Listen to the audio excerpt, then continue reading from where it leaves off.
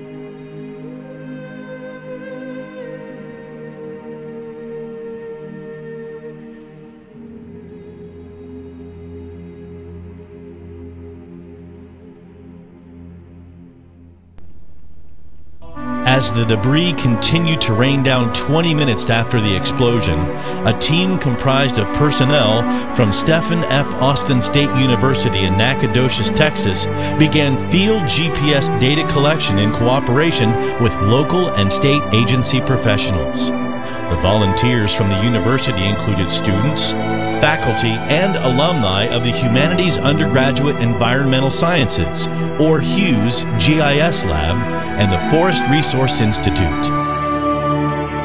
Daryl McDonald, coordinator of the HUES GIS Lab, stated, "The staff just came in on its own. They knew what we have to have." They deployed to the Nacogdoches Police Station and the Nacogdoches Sheriff's Department. About 45 alumni and geography students went to work. Within a couple of hours, they had teamed up with the local Skywarn volunteers and made ready the search teams. It was decided that the GIS teams would plot the information with GPS to be processed in the HUES GIS Lab, while the Forest Resource Institute of SFA would handle map production. All GPS units were loaded with a common geospatial database format for locating and documenting the debris at the numerous sites. As acquiring the necessary maps of the Nacogdoches area continued, a special team was deployed to St. Augustine and joined by regional GIS specialists to work with response teams and NASA officials.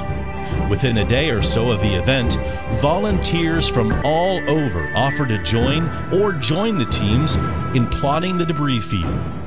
The field teams returned at regular intervals with collected information, and the data were compiled into situation maps that were distributed to emergency operations centers at 2-hour intervals.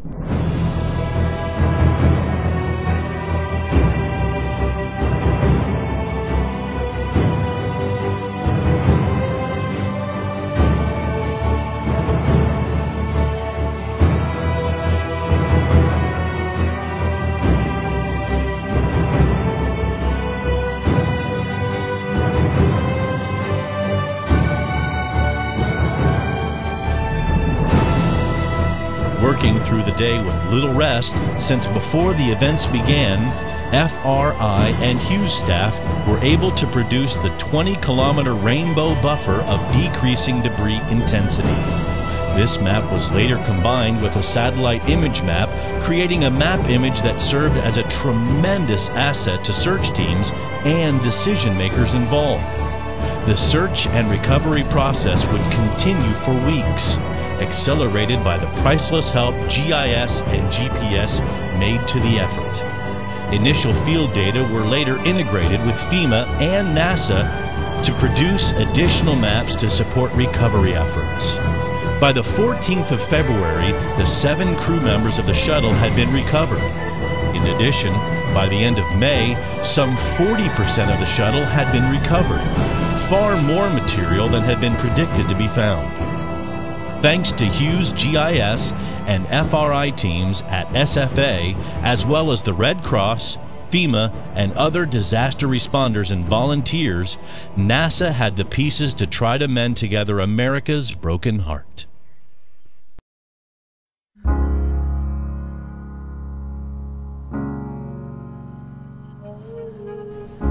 The cause in which they died will continue.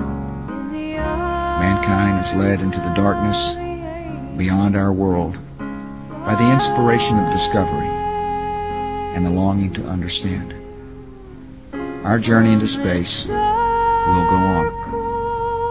In the skies today, we saw destruction and tragedy.